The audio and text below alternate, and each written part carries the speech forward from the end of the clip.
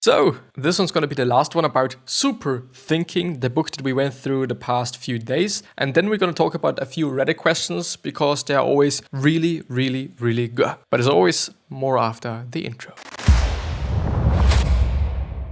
And with that being said, hello, welcome back to the next episode of the Self-Development with Tactics podcast. And I really am pumped for this episode.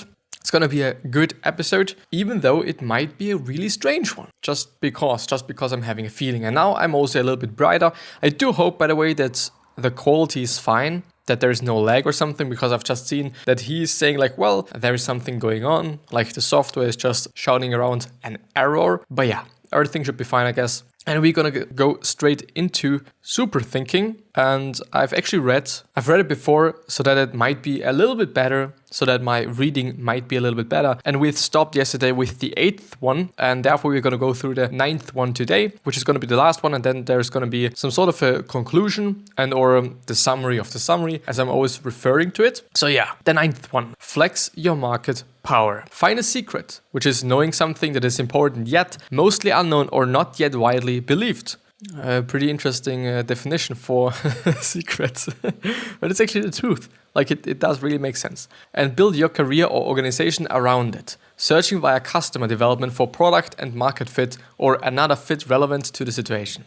Strive to be like a heat-seeking missile, collecting data and constantly looking for bigger and better targets in your search for product market fit. Deftly navigating the idea maze, the process of turning your secret into a product that achieves product and market fit. Look for signs of hitting a resonate frequency, which is actions, strategies that bring dramatically better results for validation. If you can't find any bright spots, positive signs in a sea of negative ones in what you're doing after some time, critically evaluate your position and consider a pivot, a change in course of strategic direction. Build a moat, which is shielding yourself from competition around yourself and your organization to create sustainable competitive advantage. Don't get complacent. Remember, only the paranoid survive. You will not keep winning in perpetuity, and keep on the lookout for disruptive innovations, particularly those around high probability of crossing the chasm. Many ideas, companies, and technologies fail to make it from one side of the technology adoption lifecycle to the other.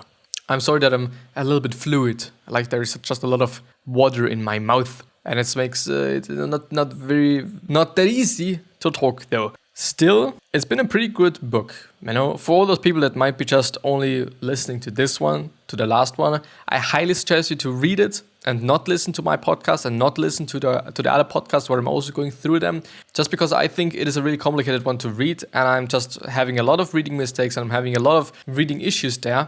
So I think it's probably going to be better if you're just looking up the actual summary and read it. Unless you actually really don't want to read, then I would actually highly suggest you to listen to the podcast. It's always going to be the first few minutes. It's always the thing that I did the first few minutes. So check out the episodes. I think it must be the last 4 one, including this one, or something like that. It's not a lot of episodes that I did on this episode or that I did featuring this book summary. But it's been a pretty great one at my point of view. Like, there's a lot of knowledge, a lot of things that I actually do not know anything about, and it's pretty good. It really is. So the conclusion, the key takeaways. Mental models unlock the ability to think at higher levels. To avoid mental traps, you must think more objectively, which is, by the way, also something that I think is just actually the truth. Like, being able to think objectively on a just really high level in terms of we are all like just really irrational. We are not all rational. Like, it is something that the human being isn't just.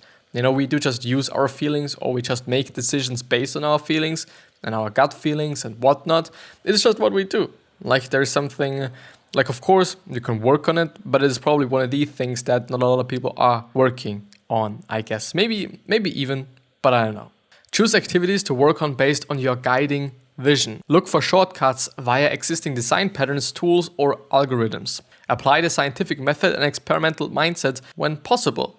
Analyze conflict situations through a game theory lens. Manage to the person, accounting for each individual's uniqueness. Find a secret and build your career or organization around it. The third reading, Declutter Your Mind, Guidelines. So these 2 books. Not going to read the text there because I don't know if this is going to be important. So Declutter Your Mind and Guidelines. even though Guidelines is the book basically from Paul Miner, which is the author of this blog, or the author of the whole website actually, and it is actually summarizing 33 of the best self-help books into one book basically. The action steps. Practice your super thinking daily to harness its full power. Identify your most common mental pitfalls and connect them. Look for unpredictable ways to adapt mental models from other domains and sciences into your own life and organization. And the last one is download the complete book on Amazon, or you're just gonna buy it. It's probably gonna be not that cheap, I somehow assume. I don't actually know why, but I do somehow assume that it's not gonna be that cheap. But something that I forgot about mentioning or pointing out and emphasizing and underlining is doing things differently and or searching for different paths. Because I really often believe, and I really often think that one of the main reasons people's shops, people's whatever are failing is because they are not searching for new ways. And they are also not adapting to new ways. Whether it be about social media, which is something that really not a lot of people are, and a lot of companies are just adapting to. Like, it is a way to communicate, and it is a really great way to communicate and get a lot of attention. And such a low amount of people are using it. Such a low amount of organizations and companies are using it. Of course, there is a learning curve. Of course, you might be employing somebody, but there's definitely going to be an upside, which is kind of, I don't know, you're going to invest time and maybe even money into it, and then you're going to just get back basically time and I think also money, but especially money. I'm not quite sure about time. Yeah? No. Yeah. But yeah, let's actually go through a few Reddit questions here. And I do probably have to reload it since I'm only just seeing like the old ones at this point in time. But yeah. The best books on relationship boundaries. No, I don't want to have that. A very long story, very short. I've made a horrible mess and blah, blah, blah, blah, blah. Some books. Boundaries by Henry Cloud, which is actually Cloud, or a name similar. I've seen good relationships ruined by not grazie. Respect the boundaries. It's reasonable to want to fix that. This is a go-to classic in the field of marriage consoling, whatever. Yeah, maybe you check it out, maybe you don't, maybe whatever. I've decided to talk about something because I kind of feel like that going through some questions here is not going to bring the most value. And it's also not going to be the best for me in terms of me feeling good about the episode that I'm producing, me feeling good about reading through things, me feeling good about recording this episode there. The audio might also be just a little bit lacking because I'm only using one of my blankets because I really wanted to record this episode as quick as I possibly can. Still, gratefulness. It is actually something that I haven't been talking about individually.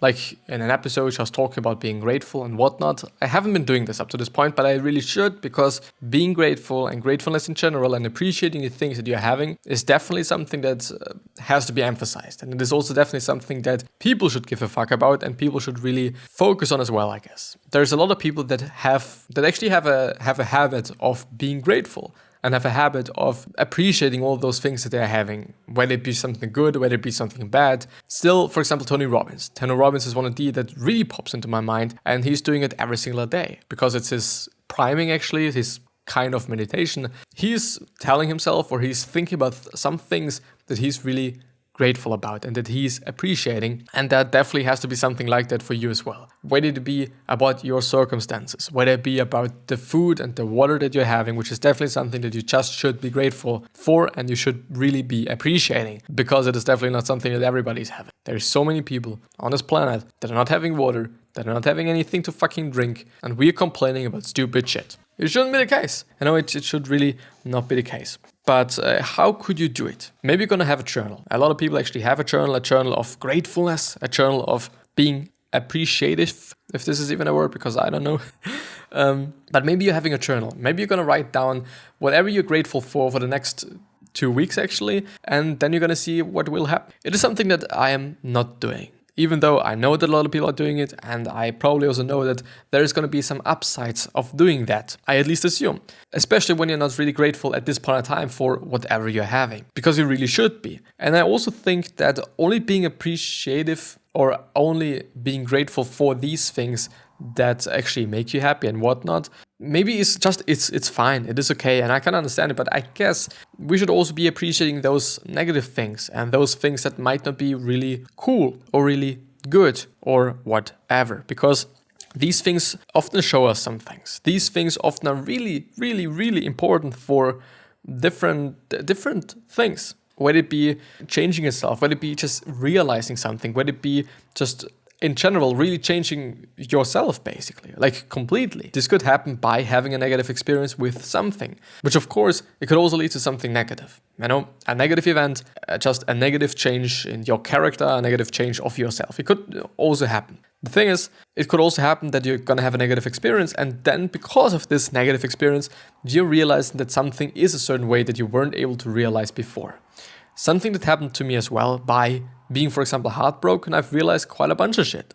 And I've been also, which is actually, I think it's been like 3 years ago, it must be 3 years ago, when I guess really started to, I don't know, either it's been 2016 or 17, but I'm really not quite sure. I really am not quite sure, but it just somehow has to be like 2 years, 1 year, something like that. Like I'm having the podcast for a year now, so it's probably going to be 2.5 years, 2.25 years, something like that. But by being heartbroken, I actually immersed myself into the space of self-development. This was the singular reason why I've been starting to listen to motivational speeches, which was for me kind of the first place where self-development happened. Like I've been listening to motivational speeches just because I needed the motivation, just I needed the change in my mind. And also I felt really good by watching and or listening to them, which is going to be something that a lot of people are feeling. The only problem about those motivational speeches is that, of course, you're going to be motivated. Of course, it's going to be cool to listen to it. And of course,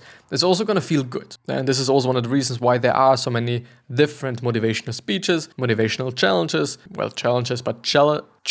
And there's always, whatever platform there is, there's always going to be something about motivation. It's always going to be there. I'm seeing it on TikTok as well. It's always going to be there just because people like to just listen to these things, because people like to have the feeling of being motivated. Of course, it is then something completely different if you're just also acting on these things, because unfortunately, not a lot of people are doing that. A lot of people are just listening to those really motivational things, but they don't really act on whatever is said in those motivational speeches, which is kind of the pity, actually, because you should. And we should. We should execute. We should do things, because doing is the variable, because executing is the variable. When reading would actually be the variable to success, then I don't know, we all would be reading, but it is not. Reading is a part of just everything, and just in general, acquiring knowledge and acquiring the certain skills and the experience. It just really is important for your success and really is important also for executing, but in the end, you just have to execute. It is just what you have to do. It is not something that I say that it is the case. It is basically what it is. But coming back to being grateful, you should be grateful for whatever you're having. Those bad things, those good things, something in between, the wishes that you're having, the feelings that you're feeling, whatever it might be, there's definitely something, at least 2 points, 2 things in your day, in your life that you're really grateful for. Whether it be your siblings, whether it be your mom, whether it be just some other relatives of yours, whether it be just a singular event that was happening in your life. You can also just be grateful for that for your entire fucking life. Maybe somebody saved your life, and or a life of somebody that you're just really in love with. Could also be the case. Like there's so many different things you can be grateful for, and being grateful leads you to just not feeling any other feeling. If you're grateful, there's not going to be something else in your life. If you're grateful, then you're actually not going to be unhappy at the exact same time. If you're feeling gratefulness and if you're feeling the appreciation for whatever, then there's going to be the gratefulness and there's going to be the appreciation, or there's going to be the appreciation.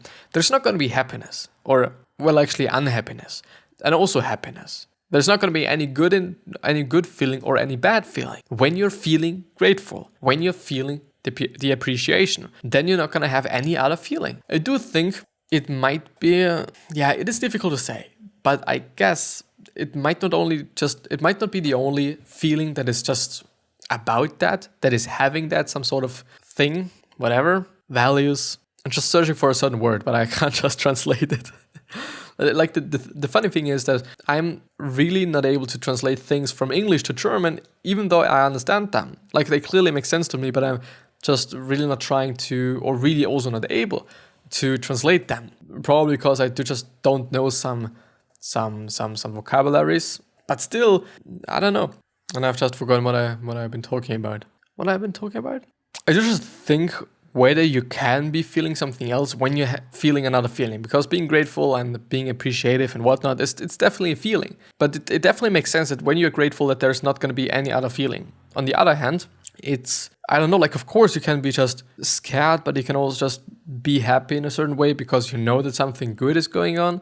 And it is like a funny scare thing and whatnot. But yeah, like, I don't know, like, what do you think? Do you think that besides gratefulness, that there's actually another feeling that is, or are there any feelings you can just have at the exact same time? Like really exact same time. I'm talking about gratefulness and while you're grateful, feeling something else. Because I don't think so. So just be grateful. Just be grateful for whatever you're having because you're having a lot. Because such a lot of people on this planet are probably having not as much as you're having. And of course, there's going to be some people that are in a fucked up situation. But it's probably going to be way better than being in Africa, having no water and having no water and something to eat. It's just going to be better. Probably.